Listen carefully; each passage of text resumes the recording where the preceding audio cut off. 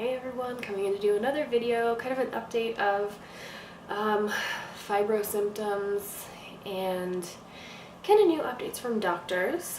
I did say I would do an update on my medication routine. I did the Effexor and all the vitamins and everything, and I don't do the vitamins anymore. I don't feel like I ever get a noticeable difference out of that, but sometimes I'm like, yeah, we're just gonna do it. I don't know. I have a whole closet of them right now, and I was thinking about getting rid of them earlier today, and then I started going through them and I was like, oh, maybe I should try taking them again. I don't know. Vitamins are off and on with me. So I do still take the Effexor. I went down from 375 milligrams a day to 2, so that's kind of a change. And I don't feel like it is now less effective towards helping with the nerve pain, if that made any sense. I don't feel like less medication is worse for the nerve pain. I honestly don't think it does much for the nerve pain. It does a lot for anxiety, which is super helpful, which I do have. That's a whole other issue, right? But I did find a new doctor who was closer to me, who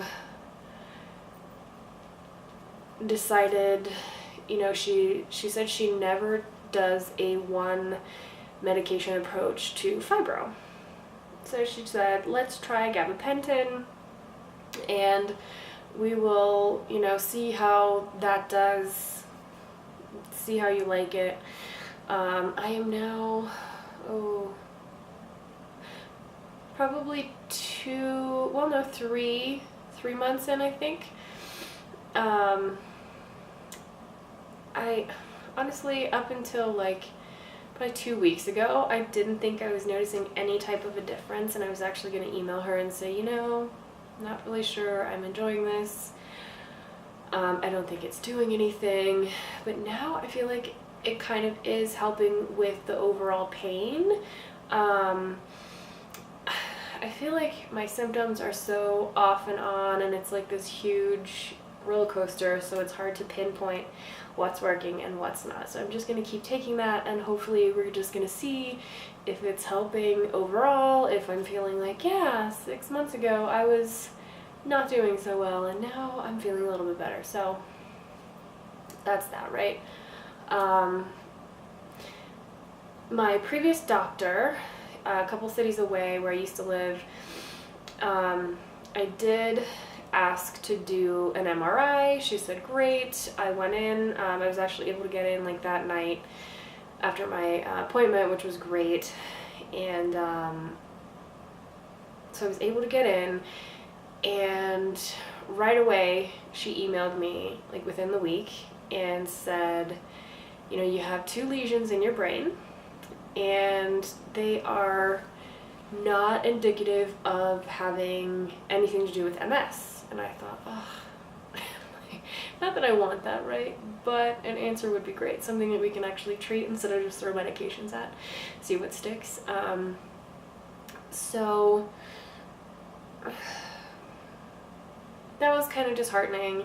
And then I decided, you know, I need to go to another doctor for kind of a different issue, and then I need to set up care with someone in my area because it was just too far to drive. And the new doctor, I'm the person, I have Kaiser, and I can always go through my previous notes, and the note that she wrote when she had gone over my MRI results actually said that the 2 lesions in my brain are indicative of MS, along with the symptoms that I've been having. So here in, I want to say June 6th or 7th, I do have a meeting with a neurologist, which is really exciting, to see if that is something that we can pinpoint, because the symptoms are just matching up a lot better to MS than anything else. I do get a lot of like visual disturbances, flashing in my peripheral vision, these big dark spots that flow through my vision. Not normal. It's not normal to have to concentrate on walking at 28 years old. I shouldn't have to think about where my feet are when I'm walking. Balance issues, tremors, things like that. So I feel like my symptoms list is ever evolving, as I'm sure yours are too. Let me know if anyone else has had any luck or anything good come out of seeing a neurologist. Even if it isn't MS, I'm hoping that maybe we can pinpoint some of the things that are going on, because fibro doesn't explain a lot of those symptoms. I'm having really terrible headaches behind my eye, and yeah, just extreme exhaustion. Today's what, Sunday? Friday, came home from work and I was literally falling asleep on the bus on the way home. And then I made it here and slept for like 10 hours. And then got up Saturday, I was doing okay, and then just crashed. And I had to go to sleep and slept for like my boyfriend's outside, another 4 hours. And that's not normal to be that exhausted. I wasn't doing anything out of the ordinary. I wasn't having anything go on that was stressful. It was just my body gave out. And even today I'm feeling a little tired, but not that exhausted. Also, was it Saturday morning, I woke up and I felt higher than the grocery bill. I don't know what was going on. I don't know if anyone else gets this, but I just felt like I was on a different planet. Hadn't taken my medications differently. So strange. So that's what's going on in my fibro neck of the woods. Everybody else, tell me what's going on with you guys. I love the comments. I love replying to these things. I love seeing that other people are going through this and knowing that they're not alone, and I love knowing I'm not alone.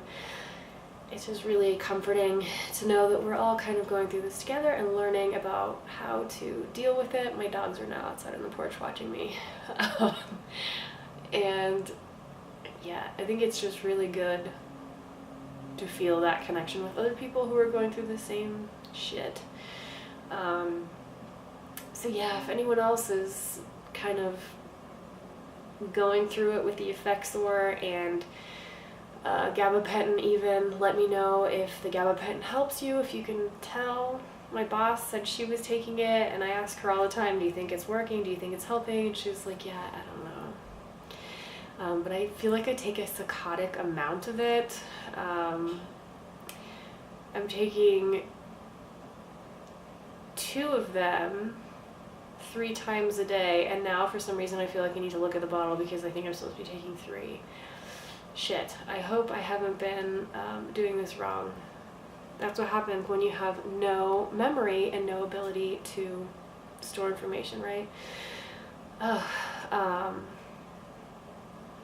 I'm sure I'm rambling like always, but like I said, I love the comments. Keep them coming. I love interacting with you guys, so have a good day. Hopefully everything is going well in your fibro lives. Hopefully maybe your diagnoses are getting a little more concise and people are helping and you're finding ways to cope with all of this. I know here in Boulder we have ketamine therapy that isn't covered by insurance, unfortunately, but I'm hearing really good things about that. So tell me what's going on in your neck of the woods and how you are coping with all of this in life.